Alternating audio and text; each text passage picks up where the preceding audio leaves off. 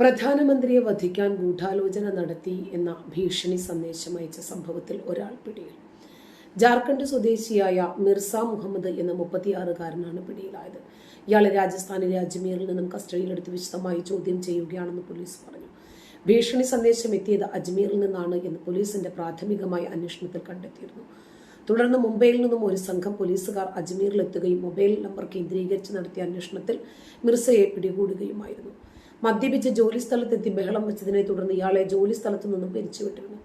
ഇതിന് പിന്നാലെയാണ് ഇയാൾ വ്യാജ സന്ദേശം അയച്ചത് എന്ന് പോലീസ് പറഞ്ഞു. മുംബൈ പോലീസിനും ജാർഖണ്ഡ് പോലീസിനും ഇയാൾ ഭീഷണി സന്ദേശം അയച്ചിട്ടുണ്ട് എന്ന് പോലീസ് കണ്ടെത്തി. കഴിഞ്ഞ ദിവസമാണ് പ്രധാനമന്ത്രി നരേന്ദ്രമോദിയെ വധിക്കാൻ ISI ഭീകരർ പദ്ധതിയിടുന്നു എന്ന ഭീഷണി സന്ദേശം മുംബൈ പോലീസിന്റെ ഹെൽപ്പ് ലൈൻ വാട്സ്ആപ്പ് നമ്പറിലേക്ക് എത്തിയത്. സ്ഫോടനം നടത്തി പ്രധാനമന്ത്രിയെ കൊലപ്പെടുത്തുമെന്നും സന്ദേശത്തിൽ പറയുന്നുണ്ട്. 2 ISI ഭീകരർ രാജ്യത്തേക്ക് നുഴഞ്ഞ